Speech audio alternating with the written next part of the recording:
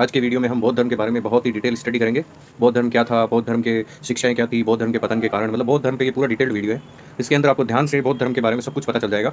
बौद्ध धर्म किस प्रकार से इतना बड़ा धर्म बना वो भी आपको पता चल जाएगा और भगवान बुद्ध के बारे में भी इसमें काफ़ी नॉलेज है। तो हम अपना वीडियो स्टार्ट करते हैं। बौद्ध धर्म, बुद्ध का जीवन परिचय। सबसे पहले बौद्ध धर्म में हमें बुद्ध का जीवन परिचय लेना चाहिए और ये मैं नोट्स के माध्यम से करवा रहा हूँ, जिससे आपकी अगर आप लिखना चाहते हो तो लिख भी सकते हो।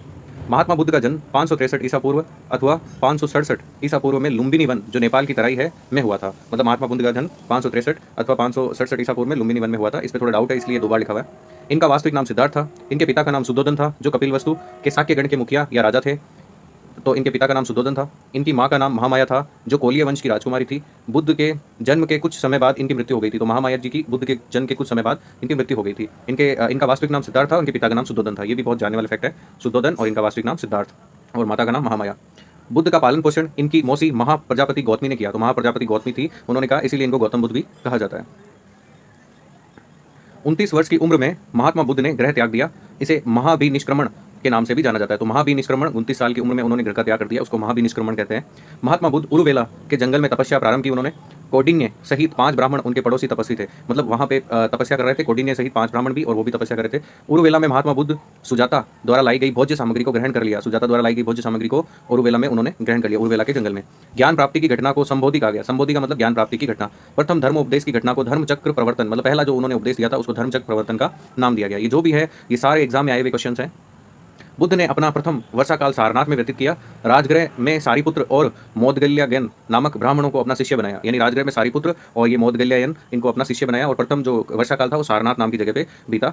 ये दोनों सबसे चिंतनशील एवं प्रबुद्ध शिष्य थे। ये बहुत ही अच्छे शिष्य थे, चिंतनशील थे। बुद्ध के चचेरे भाई देवदत्त भी उनका शिष्य बना। बुद्ध का यही शिष्य उनका सबसे बड़ा विरोधी था। इसने बुद्ध की 3 बार हत्या करने का असफल प्रयास किया था। बुद्ध की हत्या करने का असफल प्रयास इसी ने किया था।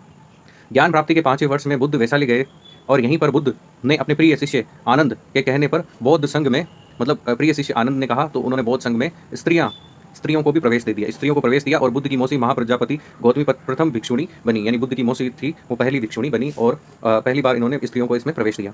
ज्ञान प्राप्त के 20वें वर्ष में श्रावस्ती में अंगुलीमाल डाकू का हृदय परिवर्तन कराया। यानी 20 वर्ष ज्ञान प्राप्ति के 20 वर्ष में उन्होंने एक डाकू थे, उनका भी हृदय परिवर्तन करवाया।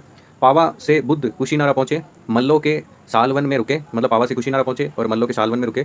यहाँ पर उन्होंने अपना अंतिम उपदेश यानी सुबद्ध दिया। अंतिम उपदेश यहीं पे दिया था। कुशीनारा में 80 वर्ष की उम्र में बुद्ध की मृत्यु हो गई और इस घटना को महापरिनिर्वाण नाम से जाना जाता है। तो महापरिनिर्वाण इनकी मृत्यु को जाना जाता है। बौद्ध धर्म के सिद्धांत देखते हैं। बौद्ध धर्म के सिद्धांत, बुद्ध के धर्म में 4 आर्य सत्य का मूल योग था, जिन्हें सत्य चतुष्टय कहा गया। उन्होंने अपने धर्म के मूल में दुख को रखा, मतलब दुख को मूल में रखा कि भाई दुख क्या होता है, दुख के कारण क्या होते हैं। 4 आर्य सत्य थे उनके।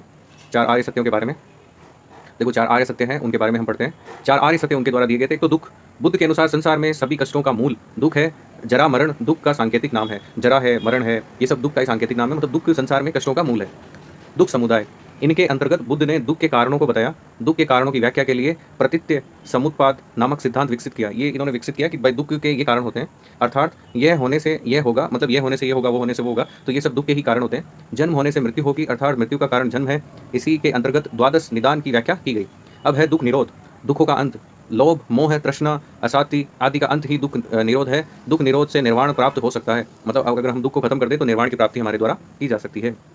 दुख खनिरोध या गामिनी प्रतिपदा, इसके अंतर्गत बुद्ध में दुखों को दूर करने के लिए 8 मार्ग बताए गए हैं, जिन्हें अष्टांगिक मार्ग कहा जाता है। अष्टांगिक मार्ग यानी 8 मार्ग जो दुख को आप दूर कर सकते हो वो है। तो अष्टांगिक मार्ग दिया गया था बौद्ध धर्म में। तो इसके अष्टांगिक मार्ग के अपन 8 पद पढ़ते हैं। सम्यक दृष्टि, नीर शीर विवेकी दृष्टि ही सम्यक दृष्टि है। तो सम्यक दृष्टि रखनी चाहिए, हमें एकदम शुद्ध दृष्टि रखनी चाहिए। सत्य असत्य, पाप पुण्य, आचरण दुराचरण में अंतर करना ही सम्यक दृष्टि है। मतलब सत्य असत्य में अंतर करो, पाप और पुण्य में अंतर करो, दुराचार और आचरण में अंतर करो। तो ये हमारी सम्यक दृष्टि, हमारी दृष्टि कैसी है उस पर डिपेंड करता है।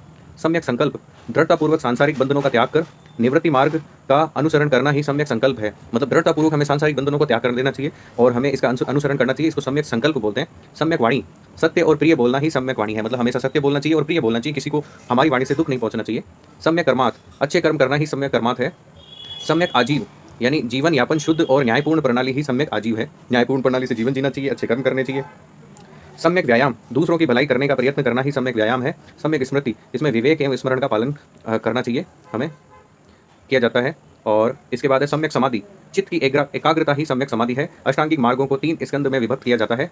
प्रज्ञा, शील और समाधि, ये 3 तरह के होते हैं। प्रज्ञा को देखते हैं, इसके अंतर्गत सम्यक दृष्टि और सम्यक संकल्प आते हैं, तो 2 इसके अंतर्गत आते हैं प्रज्ञा के अंदर, सम्यक दृष्टि और सम्यक संकल्प।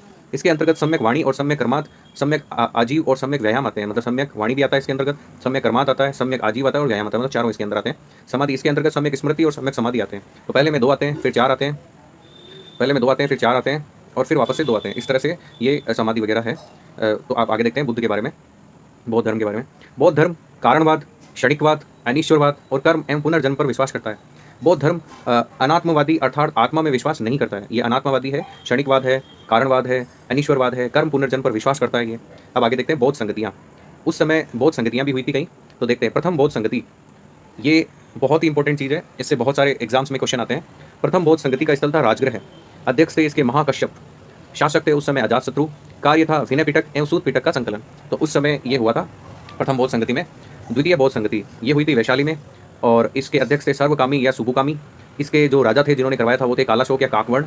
बौद्ध संघ में फूट हो गई थी इसमें, द्वितीय संगति में बौद्ध भिक्षु 2 वर्गों में विभक्त हो गए थे, विभक्ति हो गई थी, एक स्तीवरवादी एक महासंघिकवादी। ये क्वेश्चन कई बार एग्जाम में आया हुआ है कि बौद्ध धर्म के अंदर 2 जो हिस्सों में टूटा था भिक्षु वर्ग, वो किस में टूटा था, तो स्तीवरवादी है, महासंघिकवादी है, वो द्वितीय बौद्ध संगति में। तृतीय बौद्ध संगति पाटलिपुत्र में हुई थी, मोगलीपुत्र तिसने इसके अध्यक्ष थे और अशोक सम्राट अशोक ने करवाई थी। इसके अंदर अभिधम पिटक का संकलन किया गया था। चतुर्थ और अंतिम बौद्ध संगति कुंडलवन में यानी कश्मीर में हुई थी, वसुमित्र द्वारा करवाई गई थी, यानी वसुमित्र अध्यक्ष थे, कनिष्क इसके समय शासक थे। बौद्ध धर्म में विभाजन हुआ था, हीनयान और महायान में बौद्ध धर्म का विभाजन हुआ था। अब हीनयान और महायान है, इनको भी हम देख लेते हैं। हीनयान और महायान में अंतर। हीनयान यह बौद्ध धर्म का प्राचीन रूप है, यानी हीनयान प्राचीन रूप है और महायान नवीन रूप है। यह कठोर मार्ग है और इसके द्वारा कम लोग ही निर्वाण की प्राप्ति कर सकते हैं, इसके द्वारा निर्वाण की प्राप्ति नहीं होती। कठोर मार्ग है ये सरल मार्ग है और इसके द्वारा अधिक लोग निर्वाण की प्राप्ति कर सकते हैं। जो सरल मार्ग होता है उसको ज़्यादातर लोग फॉलो कर सकते हैं, लेकिन जो कठोर मार्ग होता है, हीनयान वाला कठोर मार्ग है, तो वो नहीं कर सकते। यह बुद्ध को अलौकिक गुण वाला सामान्य पुरुष मानते हैं, ये अलौकिक गुण है पर पुरुष ही है सामान्य, पर ये महायान वाले बुद्ध को भगवान मानते हैं। तो भगवान की संज्ञा बुद्ध को ज़्यादा दी जाती है, तो महायान थोड़ा अलग है, वो बुद्ध को भगवान की संज्ञा देते हैं और ये भगवान की संज्ञा नहीं देते हैं।